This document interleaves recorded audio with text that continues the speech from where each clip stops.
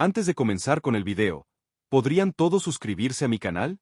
Existe un tipo de amor que el mundo no sabe qué hacer con él. No porque sea raro, no porque sea imposible, sino porque es demasiado. Demasiado grande para caber en el lenguaje ordinario, demasiado real para que la ficción lo mejore, demasiado honesto para que nadie que lo mire de frente pueda fingir que no lo ve. Es el tipo de amor que no pregunta cuánto cuesta. El tipo que cuando llega al borde de perder lo que más quiere no calcula, no pondera, no evalúa opciones con la frialdad de quien tiene el lujo del tiempo. El tipo que simplemente hace. Que actúa desde un lugar tan profundo que ni siquiera puede llamarse decisión, porque las decisiones tienen alternativas y este tipo de amor no las ve. Solo ve lo que necesita hacer. Y lo hace. Yo tenía 29 años cuando lo hice. Le vendí mis años a quien los vende. Le di la mitad de lo que me quedaba de vida a cambio de que él pudiera seguir en la suya. Lo hice en silencio, en una oficina que olía a cosas viejas y a transacciones que el mundo prefiere no saber que existen, con la mano firmando un documento que ningún notario ordinario habría reconocido. Y cuando salí de ahí, sabiendo que mis años eran menos, que el tiempo que tenía en este mundo había sido partida a la mitad y entregado a alguien que no sabía que lo había recibido, lo único que sentí fue alivio. Porque él iba a vivir. Eso era suficiente. O eso creí. Lo que no calculé, lo que no vi porque estaba demasiado adentro del amor para ver el perímetro completo de lo que estaba haciendo, era esto. Que él iba a buscarme. Que iba a gastar cada uno de esos años que le di buscándome.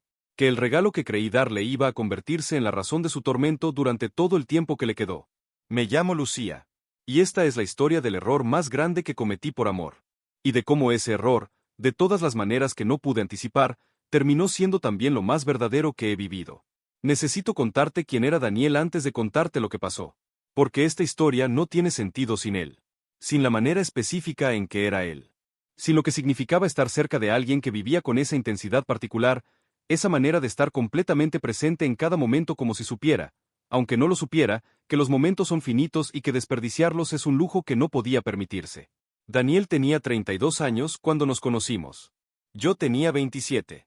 Nos conocimos en la manera en que a veces se conocen las personas cuyas historias van a importar, no con fanfarria ni con señales visibles, sino en un martes ordinario en una biblioteca que olía a papel viejo y a ese silencio específico que tienen los lugares donde la gente va a pensar. Él buscaba un libro. Yo tenía el libro. No el mismo ejemplar, sino el último que quedaba en esa sección y los dos lo vimos al mismo tiempo y hubo un segundo de ese tipo de contacto visual que no tiene nada de ordinario aunque ocurra en un contexto completamente ordinario. Le dije que lo tomara. Él dijo que no, que lo tomara yo. Terminamos sentados en la misma mesa leyendo el mismo libro por turnos porque ninguno de los dos quería irse y ninguno de los dos quería admitir que la razón de no querer irse no tenía nada que ver con el libro. Eso fue el principio.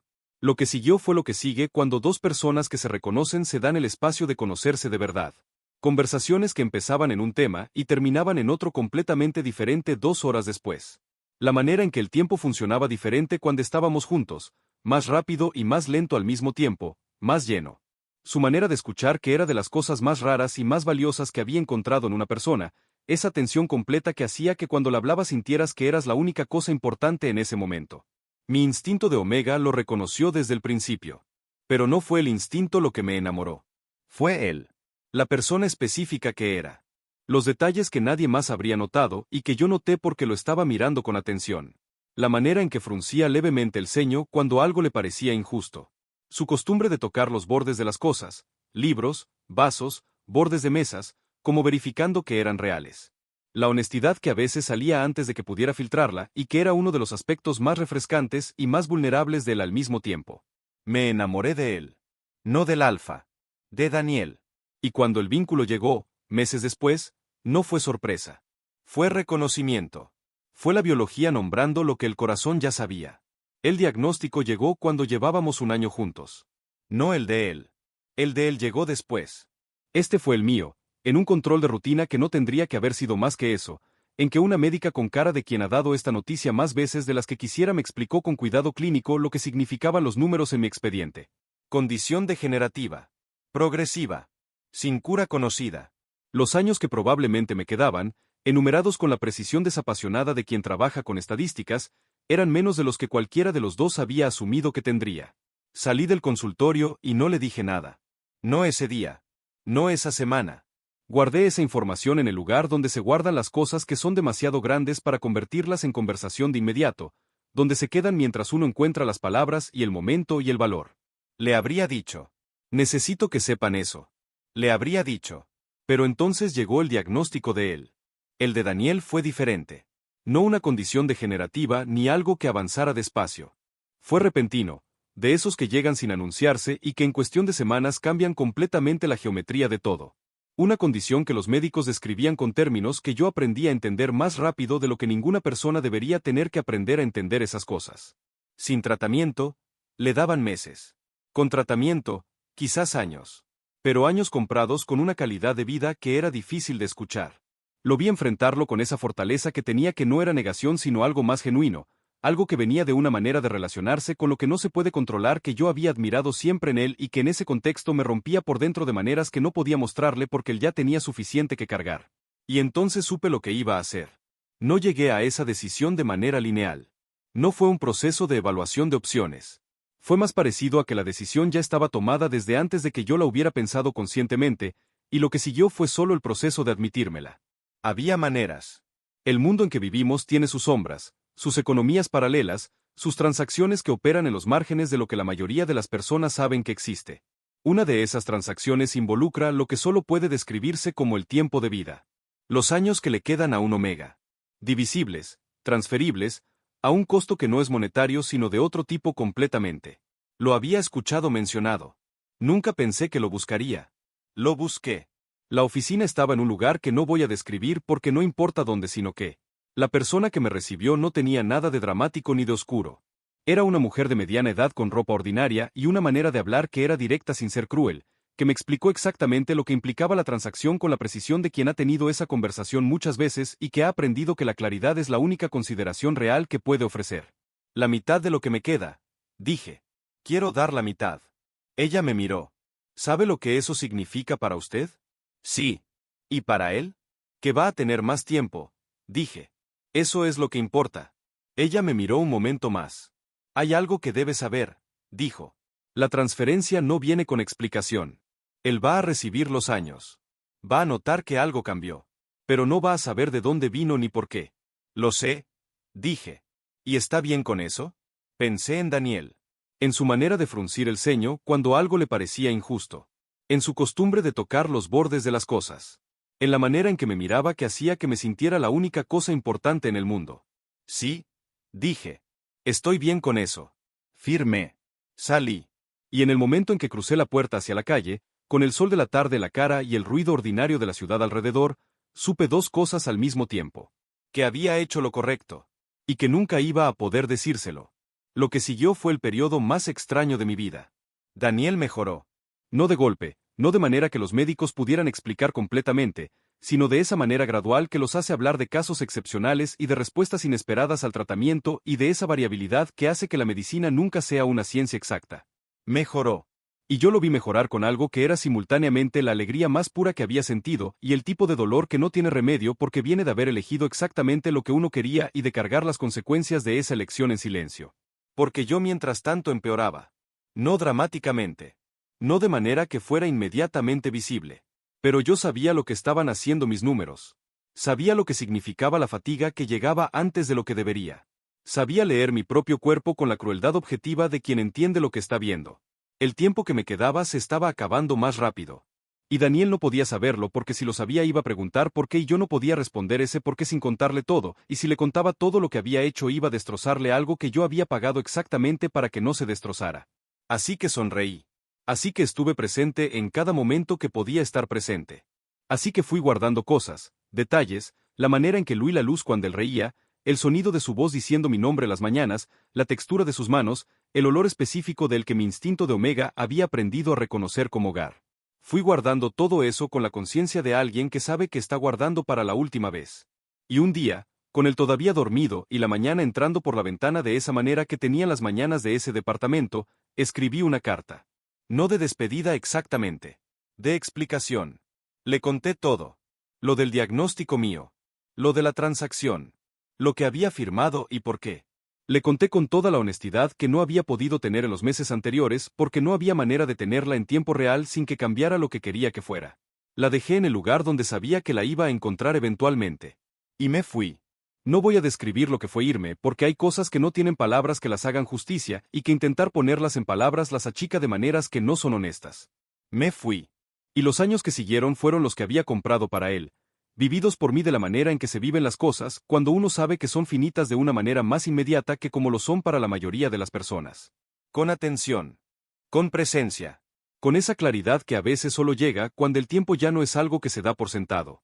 Fui a lugares que había querido ver. Hice cosas que había postergado con la lógica de que habría tiempo después, que era una lógica que ya no tenía.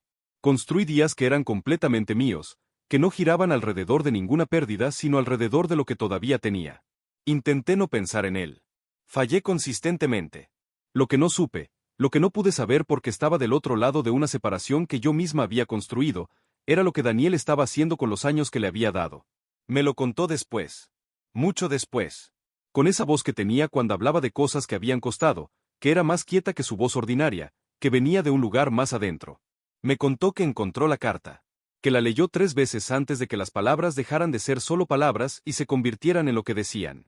Que lo que sintió en ese momento no tiene nombre en ningún idioma que él conozca, aunque lo haya intentado encontrar muchas veces desde entonces. Y que lo primero que hizo, antes de que pasara una hora, fue empezar a buscarme. No porque creyera que podía cambiar lo que yo había firmado. No con ningún plan concreto de qué iba a hacer si me encontraba.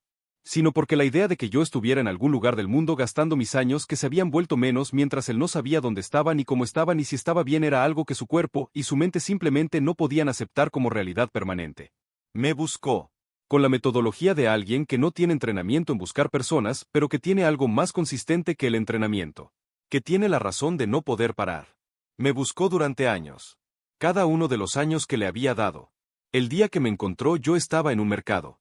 De esos mercados de ciudad que tienen de todo y que huelen a flores y a comida y a esa mezcla particular de cosas que solo existen en ese tipo de lugar. Estaba buscando algo sin prisa, con esa manera de moverse por los lugares que había desarrollado en los últimos años de aprender a estar presente en cada momento. No lo vi llegar. Lo sentí. Ese reconocimiento que no necesita que los ojos confirmen lo que el instinto ya sabe. Ese calor específico de una presencia que el cuerpo recuerda, aunque la mente intente ordenarle que olvide. Me volteé. Y ahí estaba Daniel. Más mayor de como lo recordaba, que era lógico porque habían pasado años, pero con algo los ojos que era exactamente lo mismo. Esa intensidad. Esa manera de mirar que hacía que cuando te miraba a ti pareciera que no existía nada más en el campo visual. Estaba mirándome como alguien que encontró algo que no había dejado de buscar. Ninguno de los dos habló por un momento que se extendió de maneras que el tiempo ordinario no se extiende. Lucía, dijo finalmente. Y en la manera en que dijo mi nombre, había tantas cosas que no cabían en una sola palabra que la palabra se dobló bajo el peso de todas ellas. Me temblaban las manos. Daniel, dije. Y entonces cruzó el espacio entre los dos y me abrazó con el tipo de abrazo que no es solo contacto físico sino algo más parecido a reordenar el mundo alrededor de un punto fijo que por fin encontró donde debía estar. No dije nada. Él tampoco. No había nada que decir que fuera más verdadero que ese momento. Hablamos después. Mucho. Con la honestidad que no habíamos podido tener durante el tiempo que estuvimos separados, que era una deuda que los dos cargábamos aunque por razones diferentes. Me contó los años de búsqueda. No como acusación. Como lo que era, como la verdad de lo que había sido su vida desde que leyó la carta. No podía hacer otra cosa, dijo. Saber que estabas en algún lugar con menos tiempo del que debías tener porque me lo diste a mí, que estabas cargando eso sola, que yo tenía tus años sin saber cuándo ni cómo usarlos porque lo único que quería era encontrarte primero. Eso no es algo con lo que se puede vivir tranquilo. Lo miré. No quería que lo supieras. Lo sé, dijo. Lo entiendo. Y también entiendo que lo hiciste desde un lugar de amor que no puedo cuestionar sin ser completamente deshonesto sobre lo que siento. Pero Lucía, haber sabido, haber podido elegir, haber podido estar contigo en eso. Eso también era mío. Me quedé callada. Tenía razón. Eso también era suyo. La decisión que tomé, por mucho amor que viniera de ella, me la había quitado a mí sola. Había decidido por los dos desde un lugar que era solo mío. Y eso, aunque viniera del lugar más honesto que tenía, no había sido completamente justo. Lo sé, dije finalmente. Lo entiendo ahora de una manera que no podía entender entonces. ¿Por qué no pudiste entonces? Porque tenía miedo de que si te lo decía, lo ibas a cambiar, dije. Y no quería que lo cambiaras. Quería que vivieras. Daniel me miró. Y yo quería vivir contigo. No en lugar de ti. Esas palabras. No en lugar de ti. Algo que había estado cargando durante años, algo que creía que era la forma correcta de amar, se reconfiguró en ese momento. No desapareció. No se deshizo. Pero tomó una forma diferente, menos sola, menos de un solo lado. Lo que sigue es lo que no esperaba. No porque no creyera que el amor podía sobrevivir lo que habíamos pasado, sino porque no sabía que la manera en que sobrevive es diferente a como era antes. Más consciente. Más hablado. Más de los dos lados al mismo tiempo. No porque hayamos resuelto todo. No porque la transacción que hice pudiera deshacerse, ni porque los años que di pudieran regresar, sino porque encontramos una manera de estar en lo que quedaba que era diferente a lo que habíamos sido antes. Más honesta. Más completa. Menos de uno protegiendo al otro sin decírselo, y más de los dos cargando juntos lo que había que cargar. Daniel me preguntó una vez, en una de esas conversaciones de noche en que las cosas más importantes encuentran espacio para decirse, si me arrepentía. Lo pensé de verdad antes de responder. De la decisión en sí, dije, no. Tomada desde donde estaba entonces, con lo que sabía entonces, lo volvería a hacer. Porque lo que sentía era demasiado real para elegir de otra manera. ¿Y de la manera en que la tomé? De eso sí, dije. De no habértelo dicho. De decidir por los dos. De creer que protegerte significaba excluirte. Eso lo haría diferente. Daniel asintió. ¿Y tú? Le pregunté. ¿Te arrepientes de haber buscado? Me miró. Nunca. Ni un día. Ni una hora. ¿Aunque te costó todos esos años? Me miró con esa intensidad que seguía siendo exactamente la misma después de todo. Me diste años, dijo. Los usé en lo único que tenía sentido usarlos. Buscarte. No hay manera de arrepentirme de eso. Hay algo que quiero decirles antes de terminar. Sobre el amor que no pregunta cuánto cuesta. Ese amor existe. Es real. No es exageración ni ficción ni el tipo de cosa que solo existe en historias. Existen personas reales que en momentos reales hacen cosas reales desde un lugar tan profundo que no pueden llamarlo decisión porque no sintieron que tenían alternativa. Y ese amor es hermoso. Y también puede ser, si se ejerce solo, si se ejerce desde un solo lado sin decírselo al otro, una forma de quedarse solo con algo que debería ser compartido. El amor más grande que he conocido no fue el momento en que firmé esa transacción. Fue el momento en un mercado en que Daniel cruzó el espacio entre los dos después de años buscándome. No porque su amor fuera más grande que el mío, sino porque el suyo, en ese momento, me enseñó algo que el mío solo no podía enseñarme. Que amar a alguien no significa cargar por ellos. Significa cargar con ellos. Con ellos sabiendo que cargan. Con ellos eligiendo también. Con ellos presentes en lo que es difícil y no solo en lo que es fácil. El amor que no comparte el peso, aunque venga del lugar más genuino, termina siendo solo de uno. Y el amor de uno solo, por grande que sea, es más pequeño que el amor de dos. Eso lo entendí tarde. Pero lo entendí. Y entenderlo, aunque costara lo que costó, valió. Si llegaste hasta aquí, gracias. Esta historia es de las más pesadas que he contado. De las que te dejan con algo en el pecho que tarda un rato en acomodarse. De las que hacen que pienses en lo que significa amar de verdad versus lo que significa amar en silencio, y si esas dos cosas son siempre lo mismo. No siempre lo son. A veces el acto de amor más profundo no es el sacrificio silencioso. Es decir la verdad aunque duela. Es dejar que la persona que amas cargue contigo en lugar de cargar por ella. Es confiar en que el amor que tienen es lo suficientemente fuerte para sobrevivir la honestidad. Casi siempre lo es. Dale like si esta historia te llegó a algo. Lo merece. Compártela con alguien que necesite escuchar hoy que el amor más grande no es el que se guarda. Es el que se comparte. Y cuéntame en los comentarios. ¿Has amado en silencio alguna vez? ¿Cargado algo por alguien sin decírselo? ¿Cómo resultó? Nos vemos en la siguiente historia. Cuídense. Y si tienen algo que decirle a alguien, díganlo. El tiempo siempre es más finito de lo que parece.